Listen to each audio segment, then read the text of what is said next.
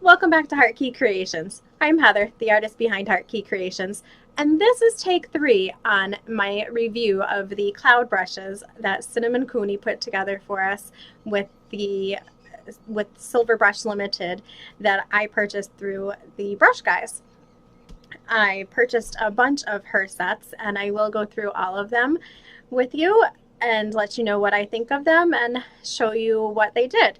So the first take that I did ended up being extremely blurry because autofocus was left on, and it for some reason was out of focus more than it was in focus. So I did a take 2, and I came up with these beautiful clouds for you there. And in that video, I talked about how I decided that I would do a whole project.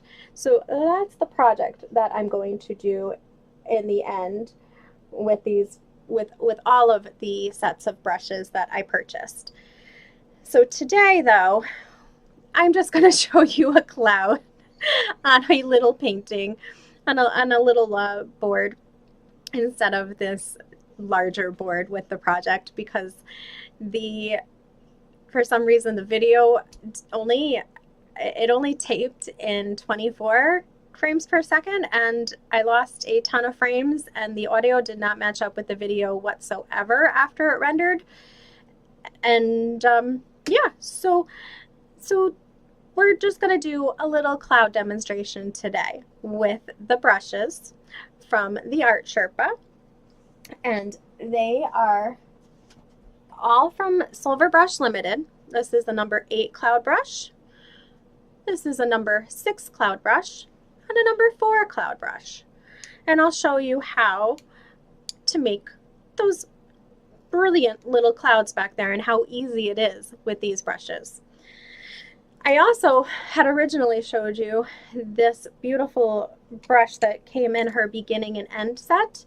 It is a natural fiber brush, and she shows you how to care for it and clean it and prep it before you actually even start working with it.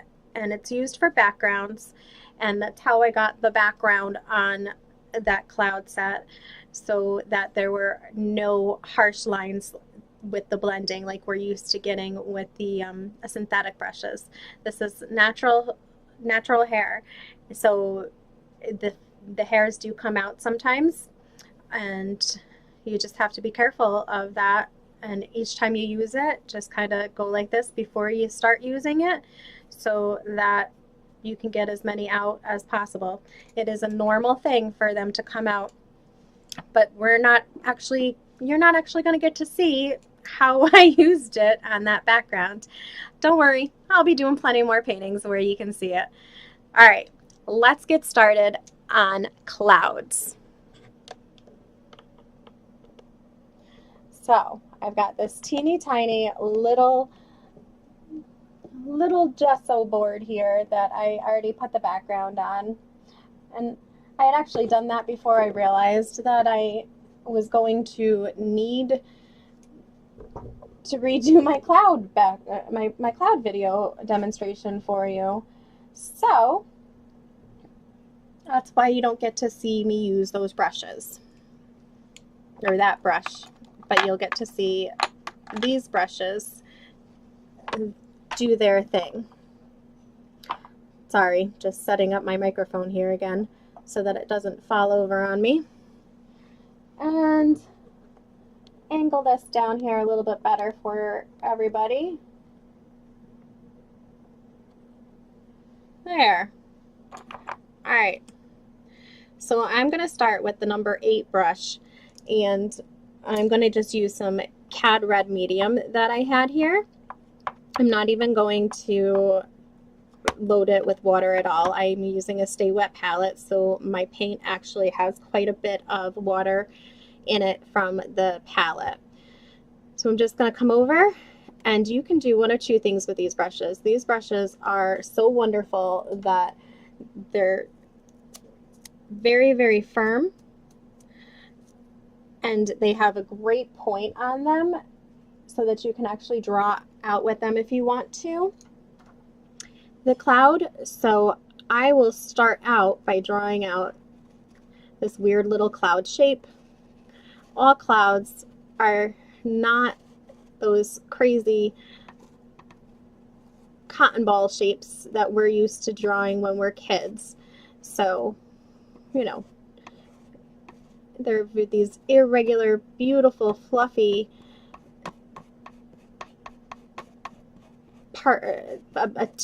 I don't know what they are. They're air currents.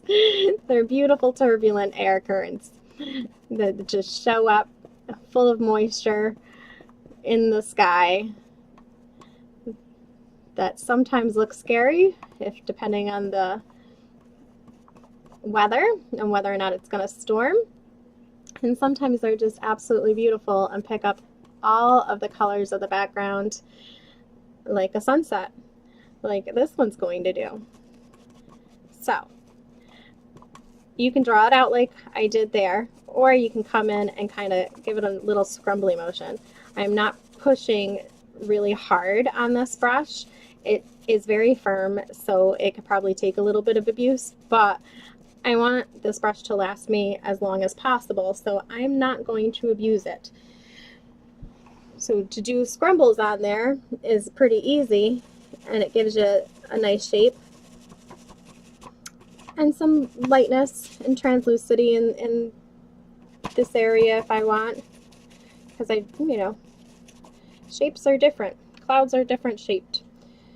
And then I'm going to come in with some mixing white here and just kind of give it a little bit more definition. And nothing is going to be uniform. Give it a little bit of highlights at the top of the clouds here. A little highlight here and there for definition of fluffiness in the cloud.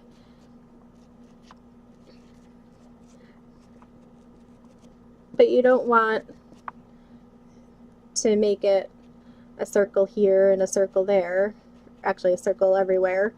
You just kind of want to make it round here and there, and a little roundness there and fluffy there.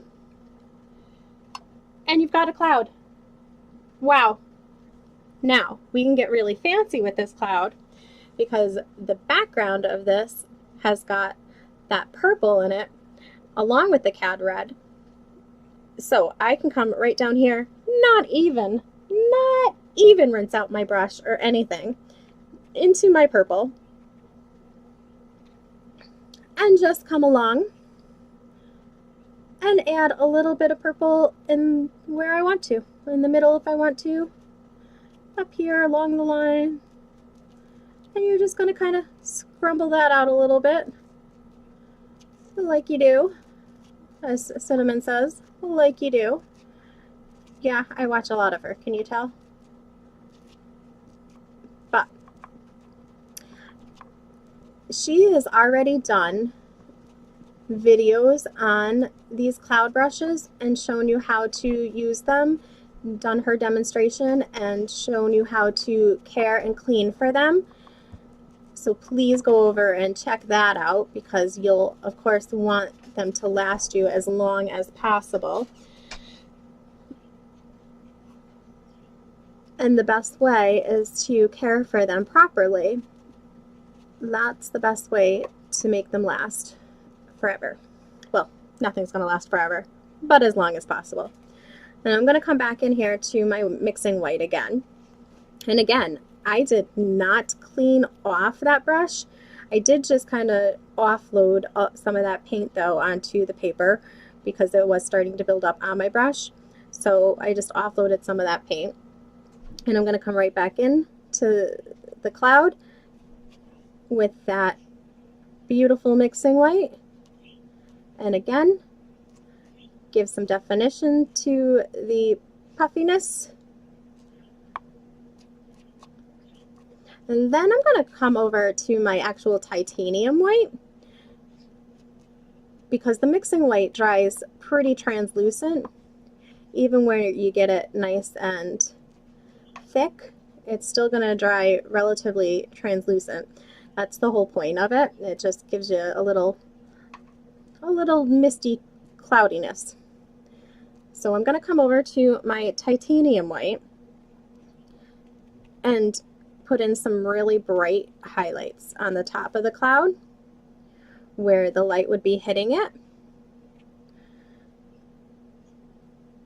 And you don't want to go and put those white highlights everywhere on the top of your cloud, because, you know, over here, if the light's hitting it from this way, then you're going to have some shadow in there. So it's not going to be a bright white on the inside there.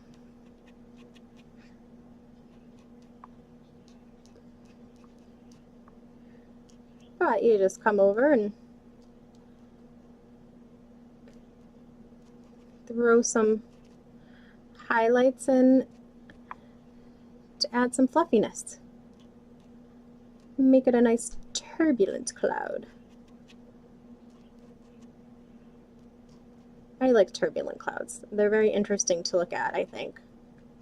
So I would much prefer to have crazy turbulence than boring, flat, nothing to look at. You know what I mean? And I'm going to come down here, and I've still got some of that mixing white and the regular white in my brush, and I'm going to just kind of smooth out, or not smooth out, but like haze out that bottom part. It still picks up a lot of the cad red on the bottom. I do want some of that color to show up because clouds reflect on the bottom like they do on the top, but from the bottom they reflect more of the sky background than they will of the light highlights. So you're going to generally pick up the color of your sky and put that into the bottom of your cloud to create some beautiful atmospheric looks. And that's about how easy it is to make a cloud with these brushes. It doesn't get much easier than that. And if I get too fussy with it, I'm going to completely ruin it. So we'll stop with that cloud, and I'm going to just rinse off this cloud brush in my water. And I'm not going to let it sit in the water because we know that letting brushes sit in the water are bad for the brush. So now I'm going to come over and grab a little bit of purple, and we're just going to do a purple cloud. We're going to do that cloud kind of in reverse in purple though, you know. And we're going to make it a little bit lower. And I'm using the number 4 here. Or I'm sorry, this is actually the number 6. I'm using the number 6. And I didn't get enough purple on my brush. So I definitely have a problem with that. I'm so used to doing very light, thin layers of paint that I don't get enough paint on my brush normally when I know exactly what I'm doing and I know I don't need to layer it up to get the looks that I want. So yeah, I'm trying to get better at that.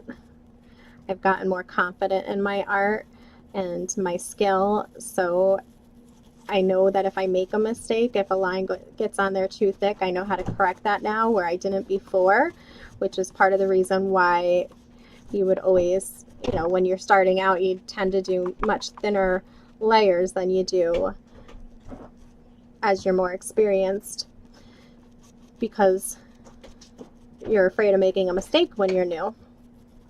As you're experienced though, you learn how to fix those mistakes, because when you were new, of course, you made mistakes. So, and rather than scrap a whole piece, you'd rather turn it into, as Bob Ross would say, a happy mistake, and just work it out. So now I'm going to come over here with my mixing white again, into this purple fluffy little cloud and just create some shapes. And I've still got some red actually in my mixing white, so I don't think we even will need to go back in and add any red into this cloud for depth, because the mixing white has picked up that and it's kind of adding it in there for me as I'm throwing that in.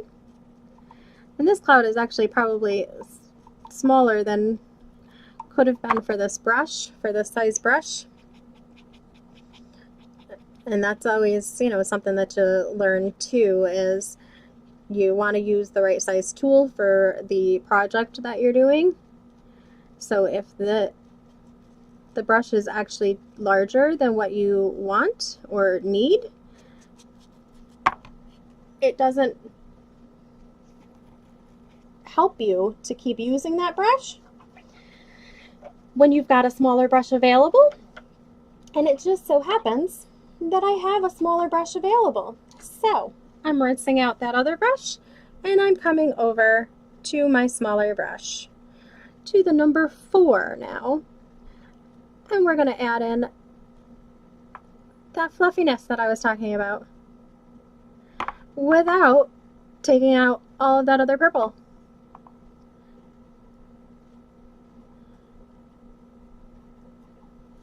Yeah. And then I'm going to just mix up some of that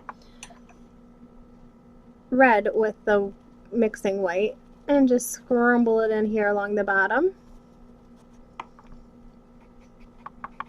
And that's a cad red medium, so it's almost orange, people. It's not really red. I don't know why they really call it cad red medium, because it's very orange. Don't try and mix a purple with that color. It's not going to work out very well.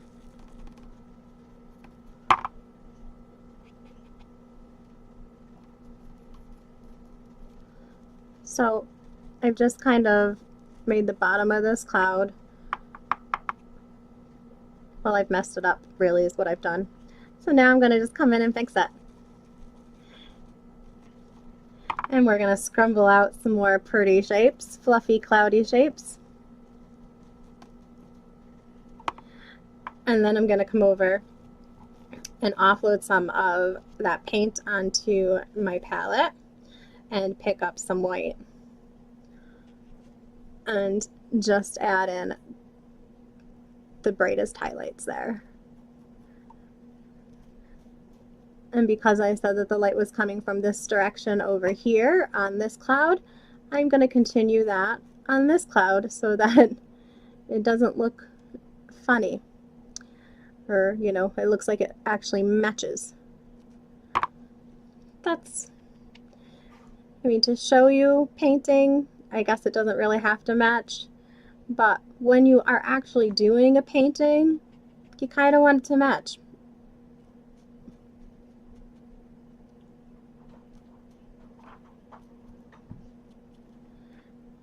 Yep. And I'm just going to throw in some more highlights to make more fluffy turbulence in there.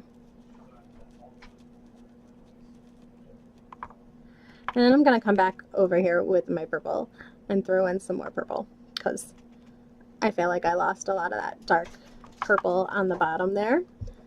And we're just going to scrumble, scrumble, scrumble some of that dark purple right back in.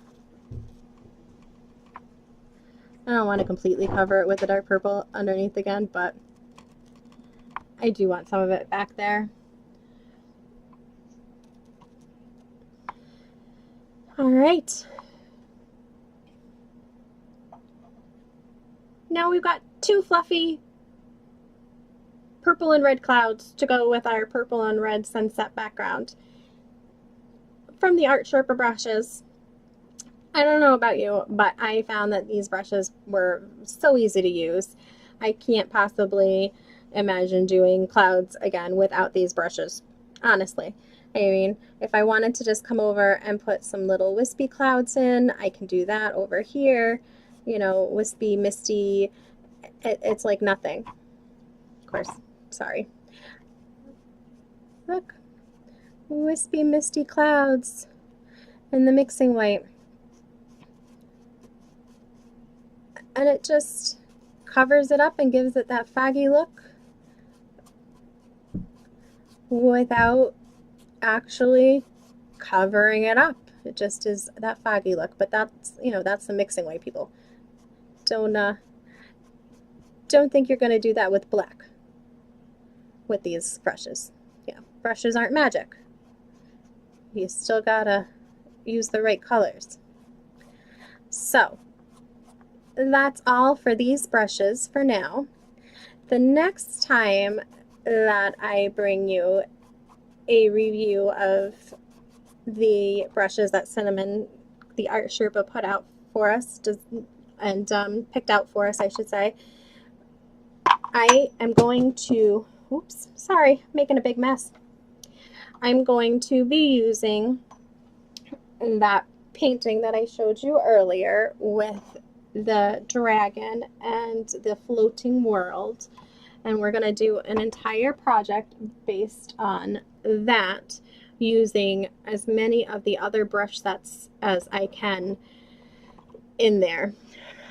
She has done videos already on the beginning set and the detail set and the cloud set and the beginning and end set brush sets. So I will incorporate those into the next video that I do for you guys and review those brushes and let you know how I liked them. If you like this video and you want to see more, please subscribe. Hit the bell notification so that you know when I do these videos. And I'll see you next time.